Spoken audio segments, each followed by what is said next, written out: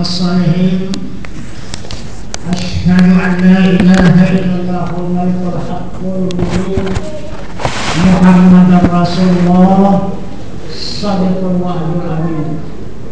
اللهم صل وسلم على سيدنا محمد وعلى آله وصحبه أجمعين. قال الله تعالى بالقرآن الكريم: أعوذ بالله من الشيطان الرجيم. بسم الله الرحمن الرحيم. ربي اشرح لي صدري ويسر لي أمري واحلل عقدة من لساني يفقهوا قولي وما أرسلناك إلا رحمة للعالمين. لقد كان لكم في رسول الله أسوة حسنة. Sadaqallahul azim. Pertama-tama yang saya muliakan para tuan-tuan guru dan para alim-alim ulama yang hadir pada majelis yang berbahagia ini. Dan yang saya muliakan Bapak Wali Kota beserta Ibu, dan yang saya hormati Bapak DPRD beserta Ibu, dan yang saya hormati Wakil Wali Kota beserta Ibu, dan yang saya hormati Ketua MATPA beserta Ibu, dan yang saya hormati seluruh penjabat di pemerintahan di Kota Buma ini, tidak dapat saya menyebutkan satu persatunya. Dan saya muliakan para kaum muslimin dan muslimat yang hadir pada majelis yang berbahagia ini. Hadirin kaum muslimin dan muslimat yang saya muliakan, marilah kita bersama-sama pada kesempatan yang sangat mulia ini meningkatkan rasa syukur kita kehadiran Allah Subhanahu wa Ta'ala, beserta menyampaikan salam dan salam atas junjungan kita Nabi Muhammad sallallahu alaihi wasallam dan rahmat Allah beserta nikmatnya hingga pada saat malam hari yang berbahagia ini kita dipertemukan Allah di tempat yang megah ini, di dalam rangka pertama mengeratkan hubungan kita sesama hamba Allah, dan kedua meningkatkan ilmu dan iman kita kepada Allah Subhanahu wa Ta'ala dengan jalan memperingati maulidnya dari kita Muhammad sallallahu alaihi wasallam. Hadirin kaum muslimin dan muslimat yang saya muliakan, apakah sebabnya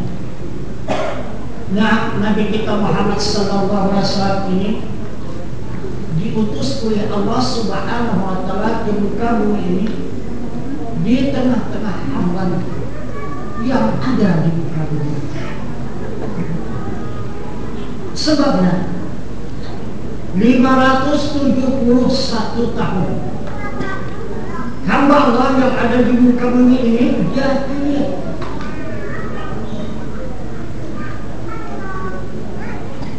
Kenapa maka jahil? Kenapa maka bodoh? Tidak ada guru. Selama 571 tahun tidak ada guru. Kalau guru rasul ya, sekarang guru. Jadi sekarang disebut guru, kalau guru disebut rasul yang mengajarkan agama Allah ini tidak. 570 tahun lamanya, apa tak bodoh? Dosa 570 tahun, 50 tahun yang saya kita tanggung guru bodoh. Apa bisa kali 500 tahunan? Nah, maka itu Allah Subhanahu wa Ta'ala Maha Pengasih dan Maha Penyayang kepada hambanya. Tidak akan selamanya hamba itu dibiarkan Allah seperti itu, maka diutusnya makasihnya yang sangat dipercayanya. Siapa dia? Yaitu adalah Nabi kita Muhammad sallallahu alaihi wasallam. Diutusnya kamu bumi ini martabatan pada 12 Rabiul Awal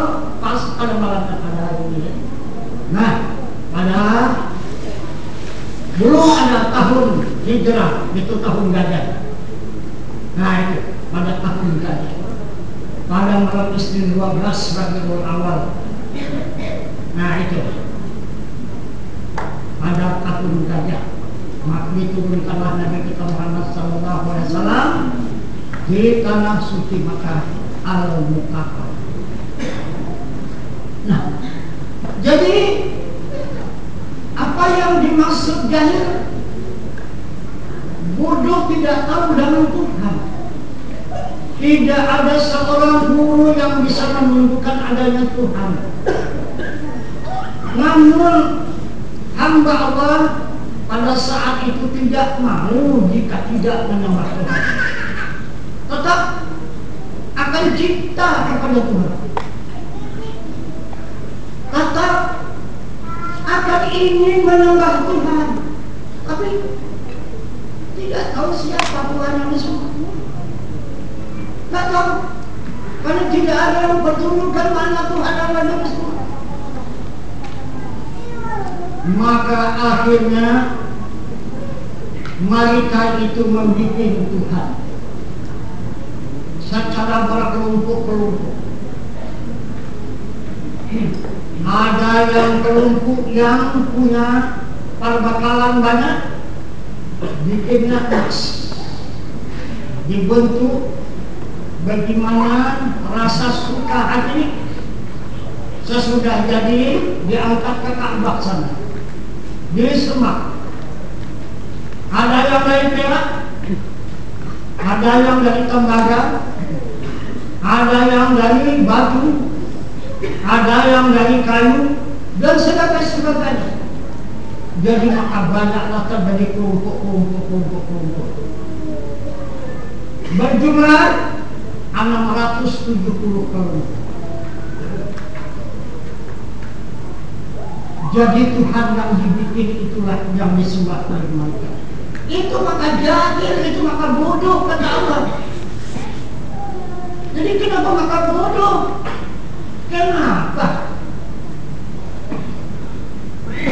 yang dijadikan kemudian dia menyembahnya? Itu maka bodoh. Jadi yang dimaksud Allah yang menjadikan, itulah yang wajib disembah. Jangan yang kita jadikan kita sembah. Sudah kita jadikan, tapi kerja kita, habis harta kita, membeli bahannya, sesudah siap disembah pula. Kan bodoh. Gak usah kan minta tolong kita sengaja. Biasanya suruh pindah pun gak bisa. Itulah Tuhan yang disembah, suruh pindah. Ya Tuhan kok pindah ke sana, gak bisa. Kan cukup bodoh kita itu. Kenapa gak disembah, pindah pun gak bisa. Jadi sekarang yang wajib disembah Tuhan itu, yang menjadikan diri kita, yang meniadakan diri kita, yang menghidupkan kita, dan yang akan mematikan kita, dan yang memberi rezeki kepada kita, dan menunjukkan jalan yang benar kepada kita. Itu Tuhan yang disembah. Tapi tidak ada yang mempertunjukkan. Akhirnya maka diutus Allah lah Nabi kita Muhammad SAW. Sesudah ada Nabi kita Muhammad SAW turun ke muka bumi ini, yang pertama, kemana umat itu dibawa oleh Nabi kita Muhammad SAW? Kemana hamba Allah itu dibawa oleh Nabi kita Muhammad SAW? Untuk mendapatkan harta benda di dunia, untuk mendapatkan kesenangan di dunia. Maka Nabi mengatakan, man aradad dunia fa'alaihi bil ilmi. Jika kamu menginginkan kesenangan di dunia, jangan ilmu. Wa man abadal akhirah fa'alaihi bil ilmi. Jika kamu menginginkan kesenangan di akhirat, jangan ilmu. Man aradatuhuma falaihi bil. Dan jika kamu menginginkan senang di dunia, senang di akhirat, jangan ilmu. Inilah hamba Allah yang dibawa oleh Nabi kita Muhammad SAW. Kemana dia membawa? Beternak untuk mendapatkan kehidupan yang baik di dunia. Tapi dengan ilmu. Kalau tidak berhasil ternak itu tanpa ilmu. Kedua, berniaga. Ketiga, berkebun. Keempat, buruh atau membangun upah. Dan yang kelima, menjadi pemimpin. Dari pemimpin diri sendiri, pemimpin dalam rumah tangga, pemimpin di masyarakat, pemimpin di negara, pemimpin di alam. Kasanalah hamba Allah dibawa oleh Nabi kita Muhammad Sallallahu Alaihi Wasallam. Bukan kemana-mana kesan, supaya kamu mendapat kesenangan di dunia. Itu tugas Nabi kita Muhammad SAW yang pertama. Kemudian sesudah dia berumur 25 tahun, apa katanya dia? Mari hamba Allah, ikut aku.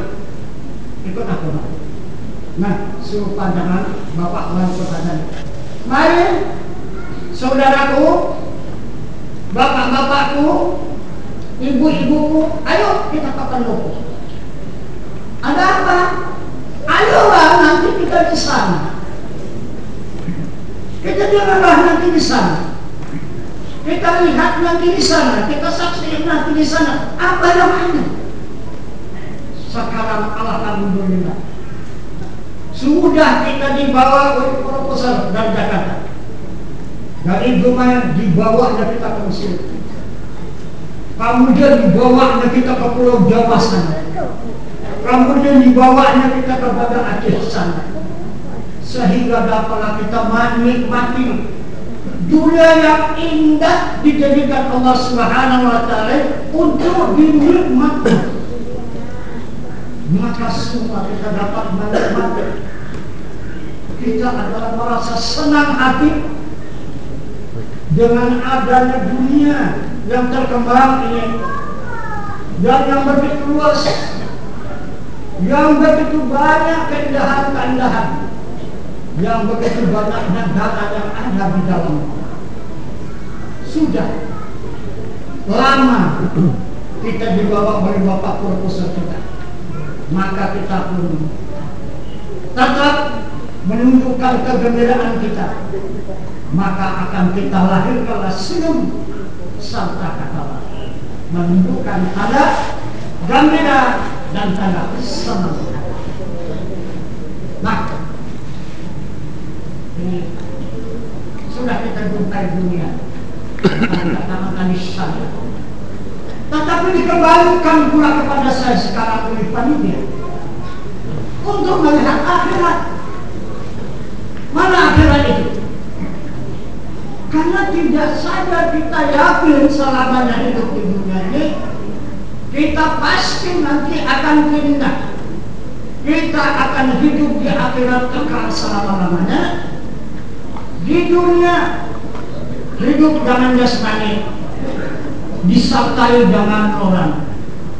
Dan kemudian di akhirat kita hidup dengan nurani, tapi juga tidak akan ditinggalkan itu jasmani, tetap akan dihormati itu jasmani, walaupun jasmani itu di mana diletakkan dan ditempatkan. Nah, jadi pada saat ini untuk kita menjalani akhirat, maka lebih banyak pula kita termenung daripada tersenyum. Termenunglah pula kita. Kenapa kata termenung?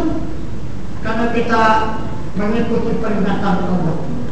Fi anfusikum afala tubsirun. Yang ada pada diri kamu, kenapa tidak kamu lihat?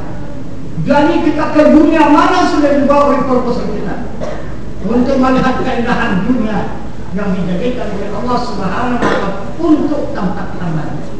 Nah, sekarang kita pula untuk melihat tempat kita, tujuan kita di negeri akhirat. Di mana ditempatkan oleh kita di akhirat? Di mana jalannya untuk kita menuju ke alam yang baka yang disebut dengan negeri akhirat itu?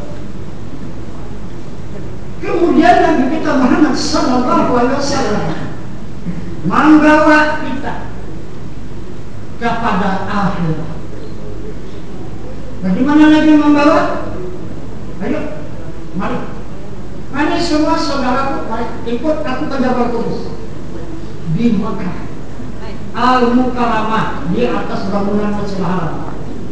Itu dikatakan Jabal Qudus sekarang menjadi istana Raja Fahd. Nah, masuk ke sekarang lingkungan istana Raja Fahd, maka tidak bisa lagi ke Jabal Qudus. Di sanalah Rasulullah mengajak umat seperti ini. Nah itu. Jadi seperti ini adalah pewaris ataupun sebagai pengganti Nabi kita Muhammad SAW memimpin hamba Allah untuk ke jalan Allah. Seperti Bapak membawa kita pada malam ini ke pendopo ini untuk mengetahui siapa Tuhan yang disembah. Hadirin kaum muslimin dan muslimat yang berbahagia, coba turun tunjukkan siapakah Tuhan kita yang kita sembah. Sudahkah kita punya Tuhan atau belum?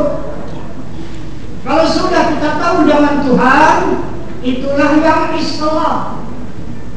Tak tahu dengan Tuhan, masih tersangkut jahiliyah. Karena jahil itu tidak tahu dengan Tuhan yang disembah. Islam sudah tahu Tuhan yang disembah. Itu Islam. Apa Islam? Islam itu dijamin keselamatan oleh Allah. Keselamatan dari apa? Dari neraka. Coba kita lihat masing-masing diri kita. Sudahkah mendapat jaminan dari Allah kita itu lepas dari neraka? Ada jaminan? Islam itu jaminan. Jaminan Allah kepada hambanya supaya hamba itu tidak tersentuh oleh neraka.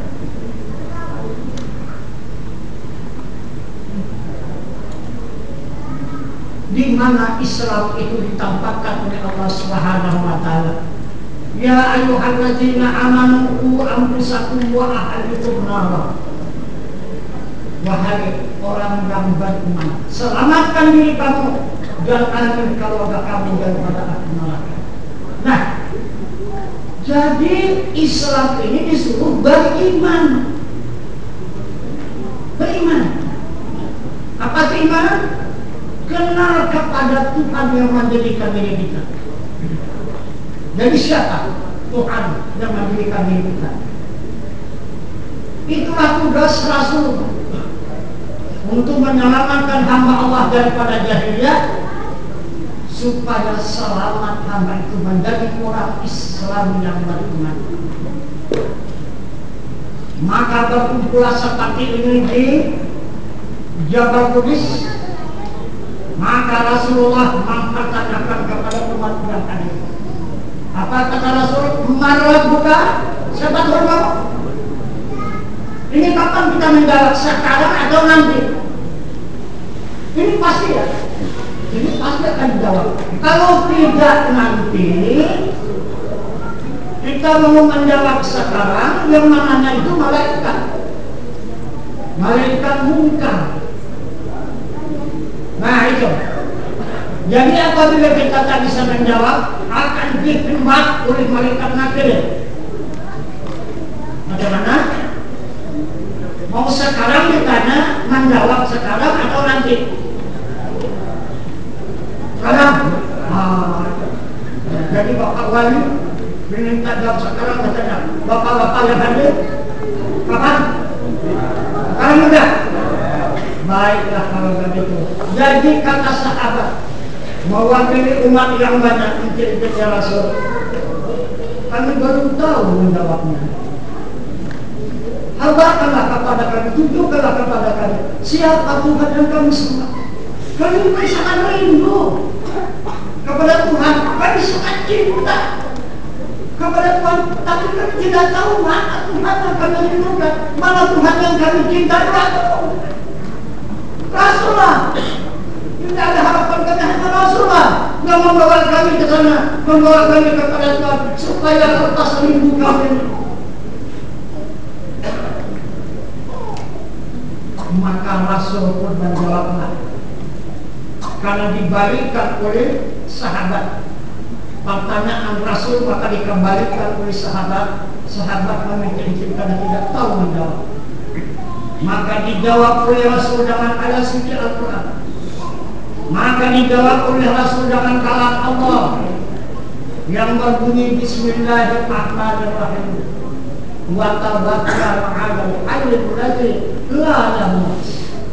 Serahkan dirimu kepada Tuhanmu yang hidup, yang tidak mati. Itu kata Rasul. Tuhanmu itu yang hidup.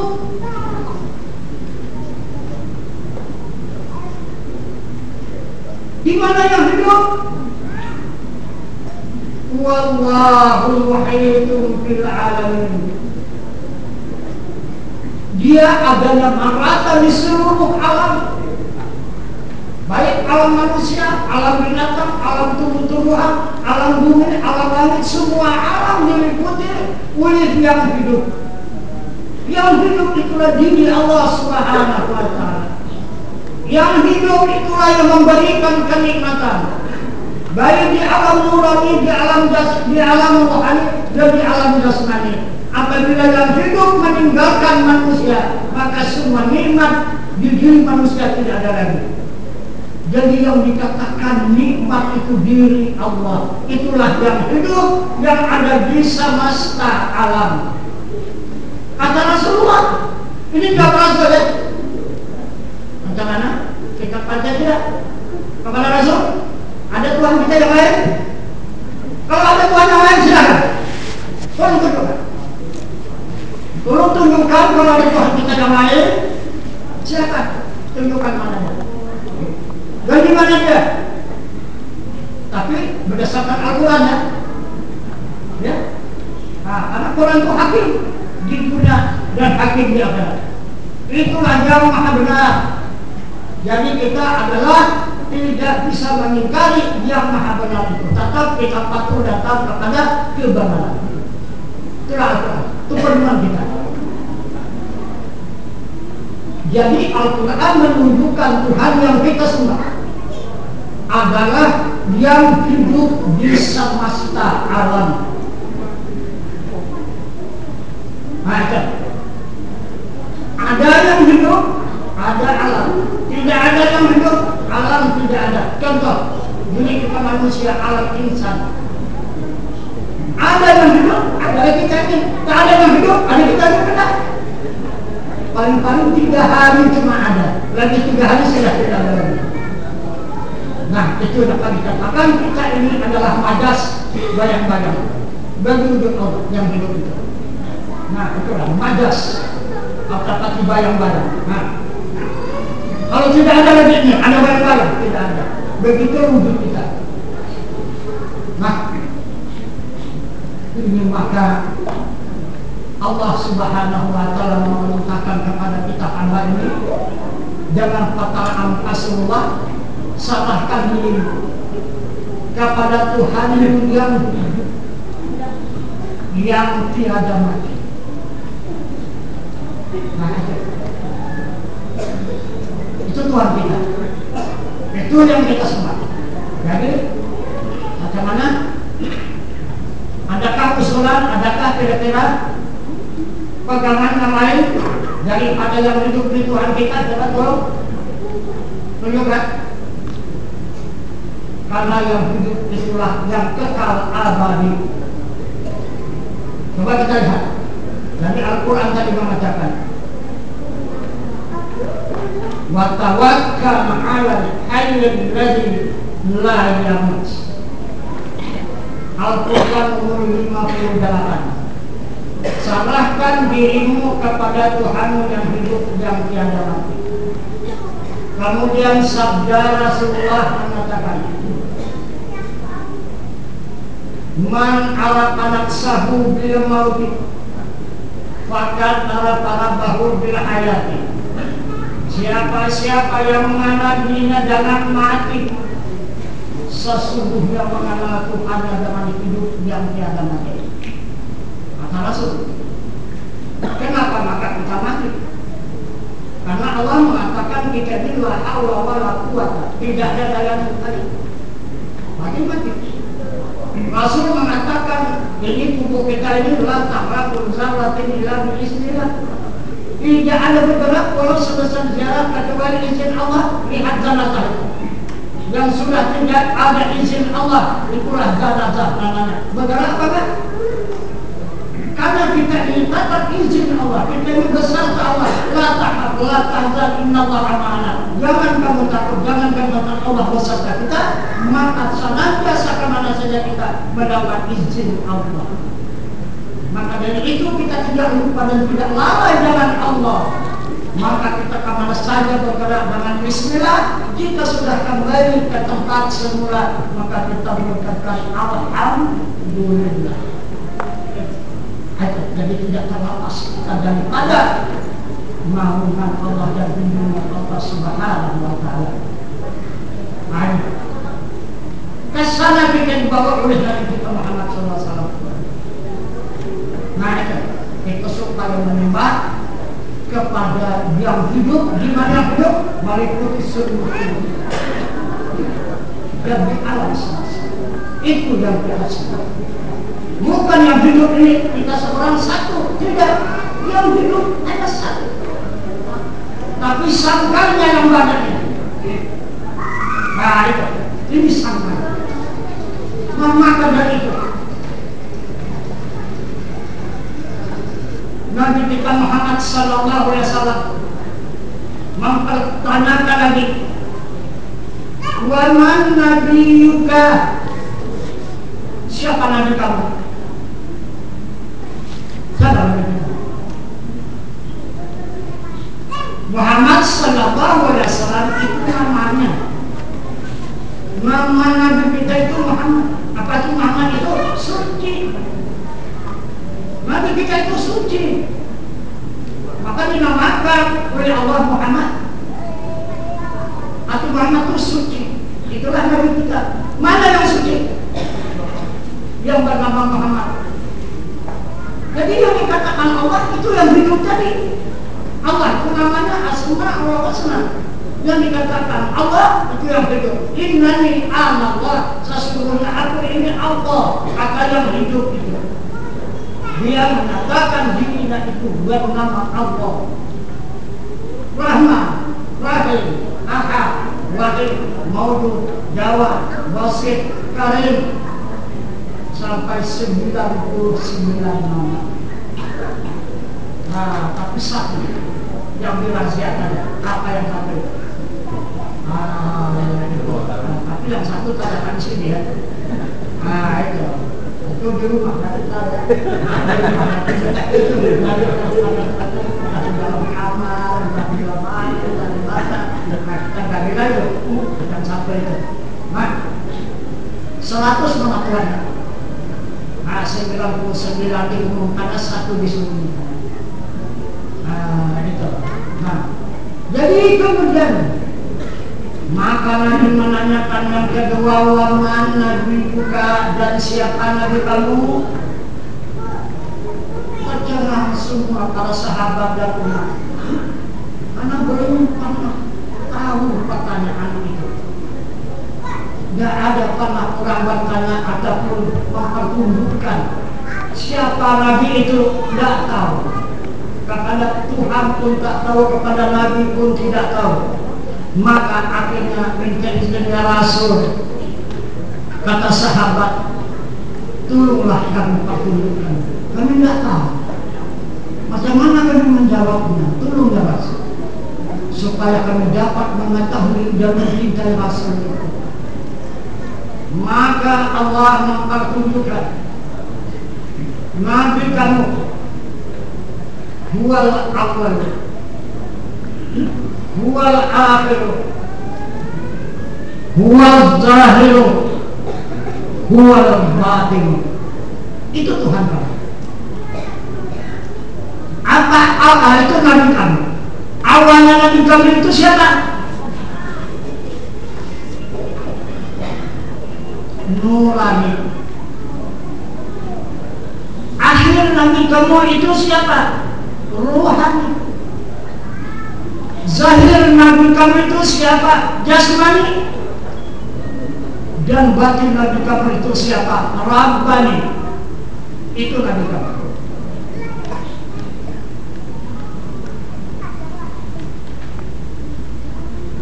Awalnya Nabi kamu itu nurani, nyawa bagi diri kamu.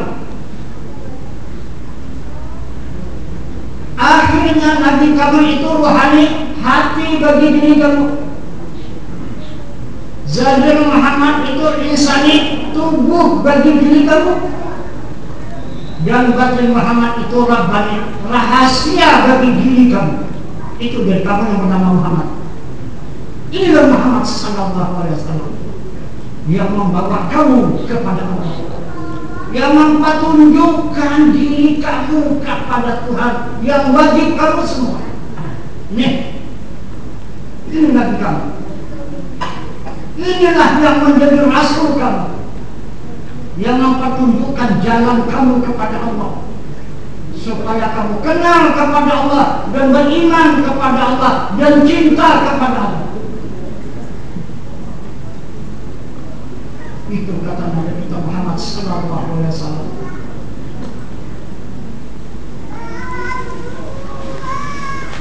Jadi sudah kita punya Tuhan, dan sudah kita punya Nabi. Kemudian Nabi bertanya lagi, tidak cukup hanya bertuhan, hanya bernabi. Wa imamuka, siapa imam kamu? Kamu ikut siapa?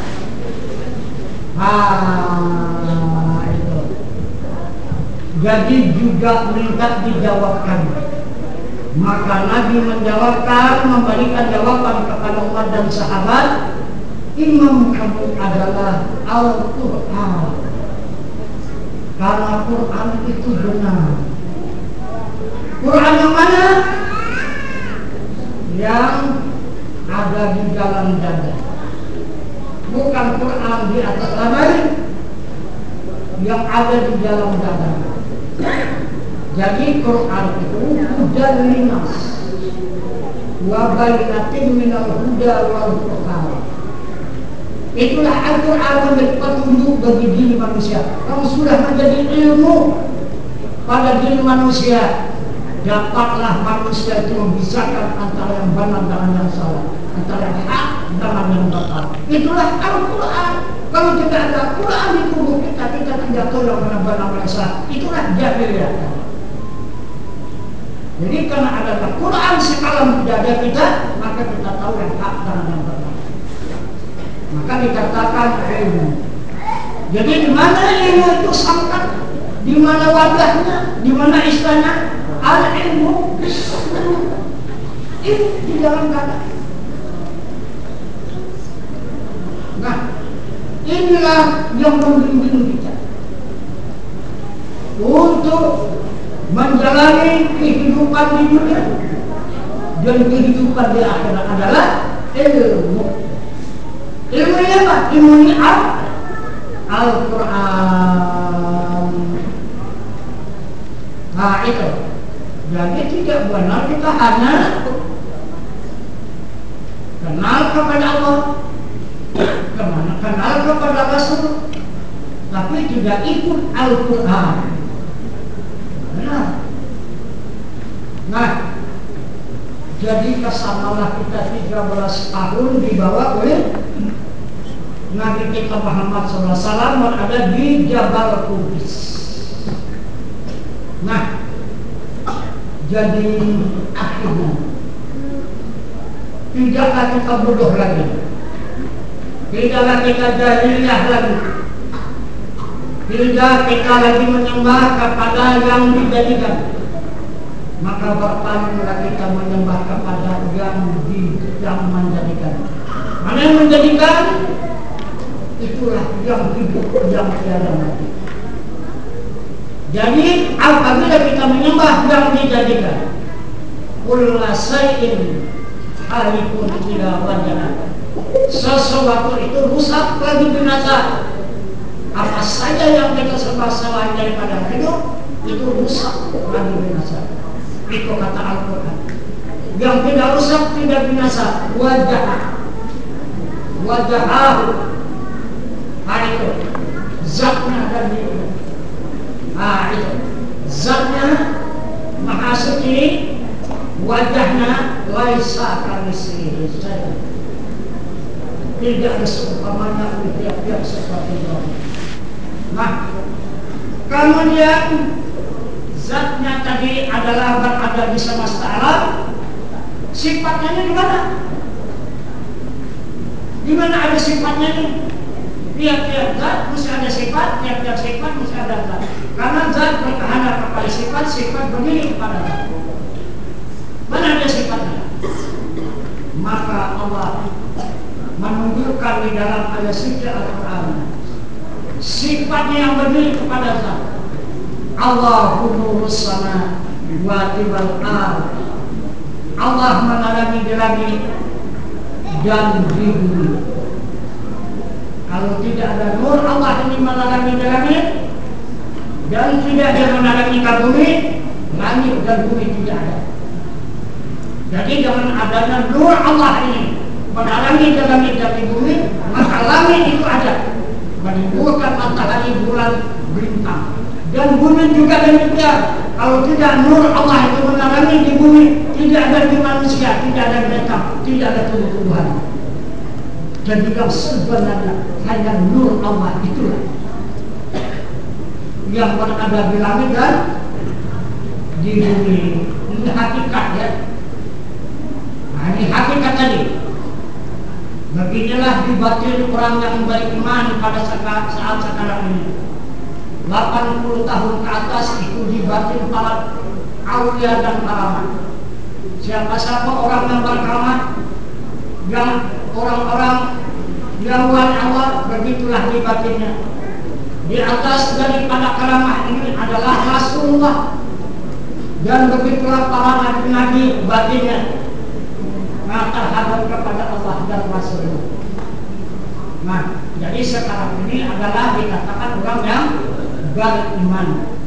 Begitulah batin orang yang beriman tidak lalai daripada memandang wajah Allah dan tidak lalai daripada menghadap kepada zat Allah. Dia memandang kepada wajah Allah yang melesakan isi-isi yang ada di langit dan di bumi.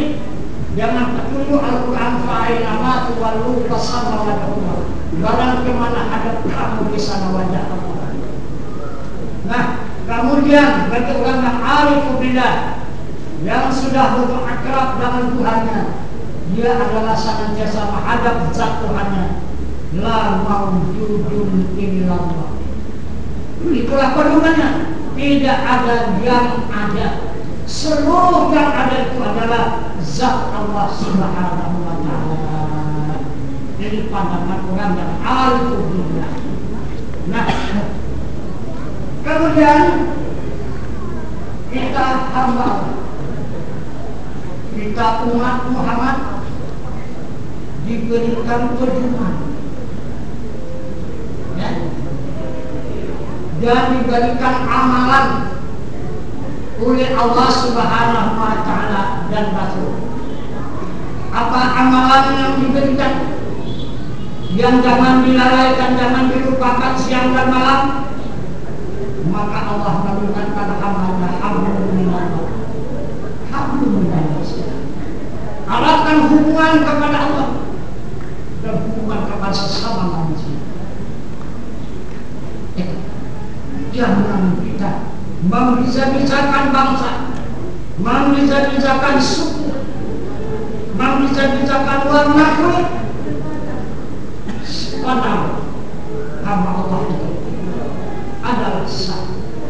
Karena Allah jangan hamba tidak berdosa. Nah itu, dari mana dia berdosa? Diri Allah ada pada diri manusia, wajah Allah ada pada pada diri manusia, asma Allah ada pada diri manusia, dan amal Allah ada pada diri manusia. Bagaimana manusia ini berpisah dengan Allah, dan bagaimana Allah berpisah dengan hambanya. Allah sangat mencintai hambanya, dan juga hamba sangat cinta kepada Tuhannya. Ini yang dimaksud hablum minallah, hablum minallah. Cinta kepada Allah, kita hanya terbungkuk aja di masjid, tetapi juga kita hubungan kepada sama manusia. Bukan. Berarti terpisah antara Allah dengan manusia. Kita pisahkan Allah dengan manusia. Orang yang bercinta, orang yang berkasih sayang kita pisahkan. Maka Rasul mengatakan orang jahil muaka. Bersusun doa jahil. Jahil akan dirinya, jahil akan Tuhannya. Ya, aku menolak, aku menolak.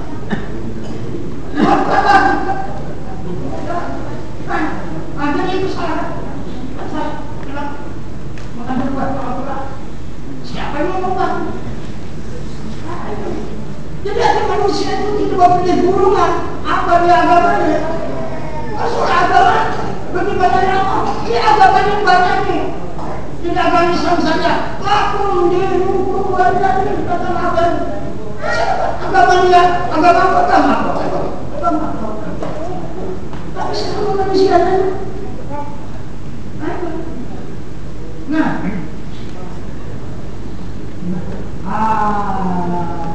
itu orang yang beragama yang bisa memakai fatwa ini, yang bisa memakai pedoman ini. Kemudian yang kedua dijadikan alasan data bagi kita umat Islam, umat Muhammad yang benar jika beriman umat Muhammad itu, jika benar kenal kepada Tuhan umat Muhammad itu, maka akan mengamalkan azimat yang diberikan oleh Allah. Apa azimat yang diajarkan oleh Allah? Wa atiullah wa atiur rasul.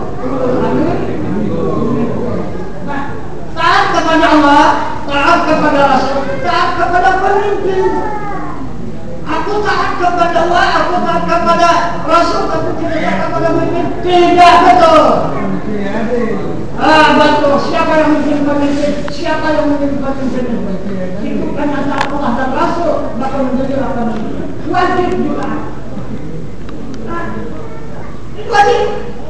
Tidak usah kan sesama agama, sesama beriman, orang kafir sekalipun wajib kita taati. Kalau sudah dia jadi pemimpin, ayo di sini banyak pula kita keliru lagi. Sudah kita susah payah memimpin pemimpin, sudah jadi pemimpin kita hianati pula. Nah, jadi di mana ini ajaran Muhammad? Di mana ini ajaran Allah? Berarti kita salah menerima ajaran. Apa betul itu ajaran? Nah, karena tidak akan ada pemimpin di muka bumi ini tanpa ada Allah dan Rasul. Itulah kenyataan Allah dan Rasul. Maka wajib kita patuh dan taat kepada pemimpin itu, otomatis kita taat kepada ajaran Allah dan ajaran Rasulullah. Ini baru diberikan lagi kesempurnaan oleh Nabi kita Muhammad SAW sebagai pedoman itu. Apa itu? Innamal mu'minuna ikhwah. Orang yang beriman bersaudara. Saudara, saudara kamu seperti menyayangi diri kamu sendiri. Ini maknanya bagaimana? Sayangilah saudara kamu seperti menyayangi diri kamu sendiri. Kenapa? Kalau sudah satu iman, kita satu diri. Nah itu, kalau sudah kita satu iman, itu adalah satu. Nah itu. Jadi apabila kita sakiti saudara kita, otomatis menyakiti diri kita sendiri. Apabila kita selamatkan saudara kita itu, berarti menyelamatkan diri sendiri. Itu maka Allah Subhanahu wa Ta'ala memiliki hukum berdusta di tiga perkara. Pertama sunat, pertama haram, kedua sunat, ketiga wajib. Itu hukum berdusta. Itu bohong. Bagaimana? Kalau kita berdusta, kalahkan orang, rugilah orang, binasalah orang, itu haram. Kalau kita berdusta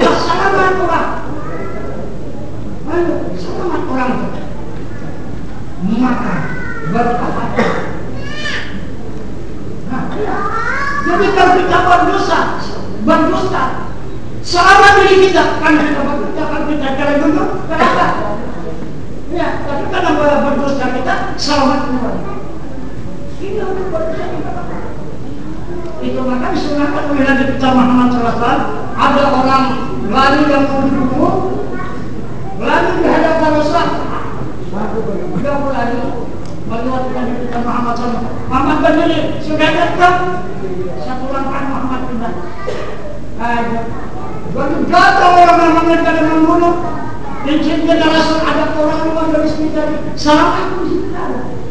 Salam aku di sini. Padahal itu tidak ada. Tadi orang luar dari situ. Oh itu pindah dia. Datang orang luar. Salam aku di sini. Maka selamatlah orang yang lalu melihat Rasul. Jadi maka dia berdiri dalam lari. Ada bohong, dia pun tahu ini. Tidak orang bijaksana. Walaupun bohong tapi bijaksana, bukan juga. Betul? Kalau orang berjalan, ikutlah bersama melakukan jalan. Jadi itu dikatakan para yang adalah bijaksana. Inilah sifat Rasul. Sifat pemimpin siddiq artinya benar, amanah perkataan, tabligh menyampaikan amanah, bijaksana. Nah, inilah yang dimaksud oleh Allah Subhanahu wa Ta'ala ajaran yang disampaikan kepada Nabi kita Muhammad SAW dan Nabi kita Muhammad SAW menyampaikan kepada kita umat. Nah, barangkali hanya sampai di situ saja. Ya, menyambung keterangan Profesor tadi untuk menyampaikan kepada kita secara syariat perjalanan kita di muka bumi ini. Maka sebentar ini kita bawa pula kita untuk berjalan di akhirat. Bagaimana supaya selamat jiwa kita nanti di akhirat di alam yang bakal, karena kita kenal kepada Tuhan yang di sini. Ya, jadi kita tidak akan menyembah berhala, tidak akan menyembah patung lagi, tidak akan menyembah kepada yang dijadikan lagi. Kita adalah menyembah kepada yang menjadikan. Nah, maka dijamin oleh Allah Subhanahu wa Ta'ala selama kita di dunia dan selama kita di akhirat. Maka dapatlah jaminan dari Allah Subhanahu wa Ta'ala, ya ayyuhalladzina amanu qu anfusakum wa ahlikum nara, wahai orang yang beriman, selamatkanlah diri kamu dan ahli keluarga kamu dari api neraka. Bukan saja orang itu beriman secara pribadi lulus dari api neraka, bahkan Allah Subhanahu wa Ta'ala meluluskan, menyelamatkan ahli keluarga orang yang beriman itu. Bukan jaminan Allah. Bukan saja pribadi orang yang beriman itu diselamatkan Allah dari neraka, diikut sertakan ahli keluarga. Mana ahli keluarga?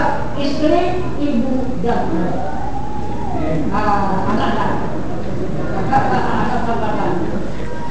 Anak itu keluarga, bukan ahli keluarga. Nah, itu bagaimana? Kenapa? Karena ini yang tidak putus zaman kita. Kenapa maka dikatakan kepada istri?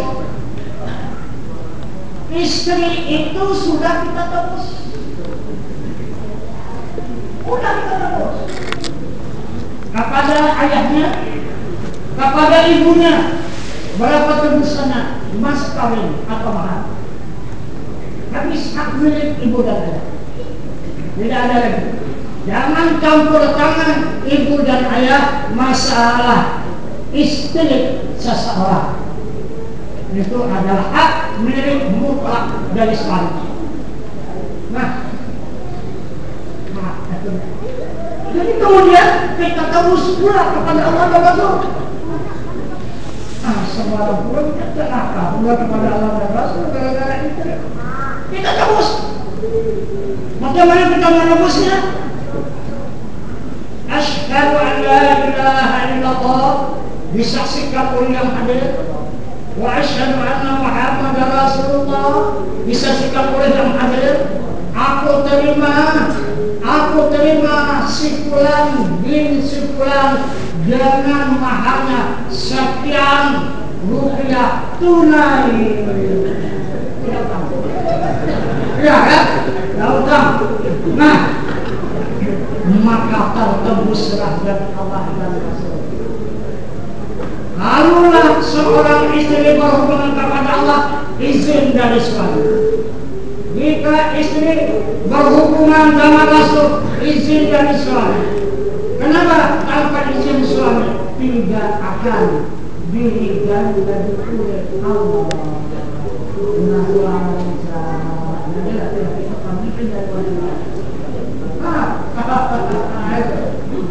Tidak lagi Allah dan Rasul pemimpinnya, tidak lagi ibu dan ayah pemimpinnya, adalah si suami. Nah, maka Allah Subhanahu wa Ta'ala memberikan hak kepada suami. Apakah mau diberikan surga atau diberikan neraka? Tergantung pada suami. Itu rumah tangga suami istri. Mau jadi surga? Silakan. Mau jadi neraka? Itu suami punya hak. Ayo.